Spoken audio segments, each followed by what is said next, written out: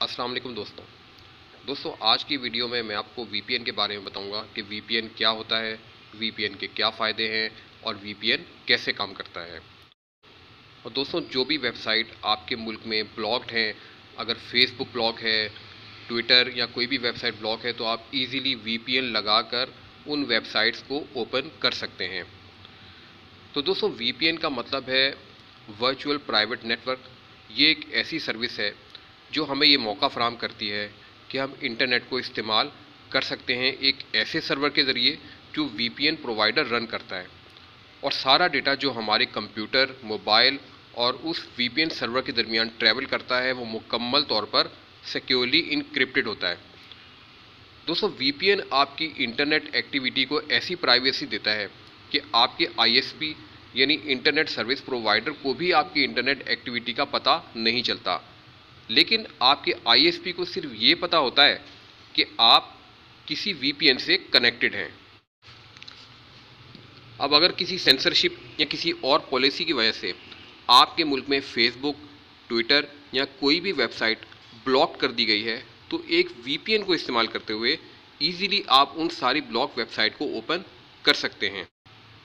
तो दोस्तों, अब हम ये जानेंगे कि वीपीएन काम कैसे करता है।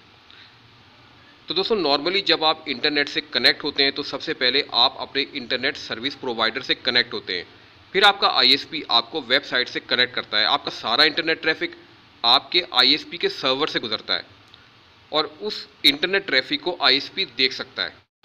लेकिन जब आप वीपीएन इस्तेमाल करते हैं तो आप वीपीएन प्रोवाइडर के सर्वर से कनेक्ट होते हैं। इसका मतलब ये हुआ कि सारा डेटा जो कि आपके कंप्यूटर और वीपीएन सर्वर के दरमियान ट्रैवल करता है वो सिक्योरली इनक्रिप्टेड होता है, जिसको सिर्फ आप और वीपीएन प्रोवाइडर ही देख सकता है। इसके अलावा वीपीएन आपका आईपी एड्रेस और लोकेशन भी हाइड कर देता है।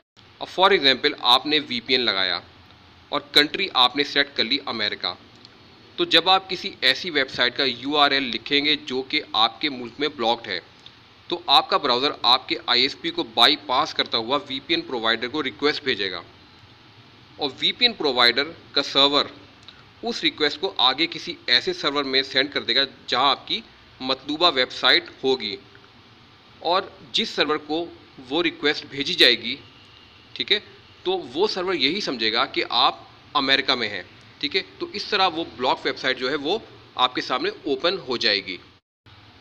इस तरह आप फेसबुक, ट्विटर या किसी भी वेबसाइट को आसानी से ओपन कर सकते हैं और इंजॉय कर सकते हैं। लेकिन दोस्तों, यहाँ मैं आपको ये बात बताना ज़रूरी समझता हूँ कि वीपीएन प्रोवाइडर आपकी इंटरनेट एक्टिविटी का रिकॉर्ड रखते हैं, और कुछ वीपीएन प्रोवाइडर का ये कहना है कि वो आपकी इंटरनेट एक्टिविटी का रिकॉर्ड नहीं रखते। तो दोस्तों, मेरा मशवरा तो ये है कि जब भी आप कोई वीपीएन इंस्टॉल करना चाहते हो तो सबसे पहले आप उनकी प्राइवेसी पॉलिसी को तफसील से पढ़ लें और मुतमईन होने के बाद ही आप वीपीएन इंस्टॉल करें। तो दोस्तों, अब वीपीएन इंस्टॉल करते हैं, तो इसके लिए सबसे पहले आप प्ले स्टोर ओपन कर लें। प्ले स्टोर ओपन करने के बाद दोस्तों हमने यहाँ लिखना है वीपीएन। तो आपके सामने काफ़ी एप्लीकेशंस आ जाएंगी। आपने ये एप्लीकेशन इंस्टॉल करनी है, टर्बो वीपीएन। ये देखें, इसकी 4.7 की रेटिंग है और 10 मिलियन इसके डाउनलोड हैं। इसको मैं ओपन कर लेता हूँ क्योंकि मैंने इसको डाउनलोड कर लिया है। तो दोस्तों, इंस्टॉल होने के बाद इसका कुछ ऐसा इंटरफेस आपके सामने आ जाएगा, ठीक है। लिखा हुआ है टैप टू कनेक्ट, और यहाँ से आपने यहाँ क्लिक करके आपने कोई ऐसी कंट्री सेलेक्ट कर लेनी जो कि आपकी कंट्री से करीब तरीन हो, ठीक है। वो सिलेक्ट करने के बाद आपने, जैसे कि मैं इस वक्त सेलेक्ट कर लेता हूँ, इस पर देख लेते हैं कोई भी, जैसे यूनाइटेड किंगडम मैंने सेलेक्ट कर ली, ठीक है। अब ये कनेक्टिंग देखें लिखा हुआ है, ये अब ये कनेक्ट हो रहा है यूनाइटेड किंगडम के सर्वर से। तो दोस्तों, आप देख सकते हैं यहाँ लिखा हुआ है कनेक्टेड। इसका मतलब ये हुआ कि अगर मैं कोई भी ऐसी वेबसाइट ओपन करना चाहता हूँ जो कि मेरे मुल्क में ब्लॉक्ड है, तो वो आसानी से ओपन हो जाएगी। तो दोस्तों, उम्मीद है कि आज की वीडियो आपको अच्छी लगी होगी। वीडियो अच्छी लगी हो तो इस वीडियो को लाइक करना मत भूलिएगा। Thanks for watching.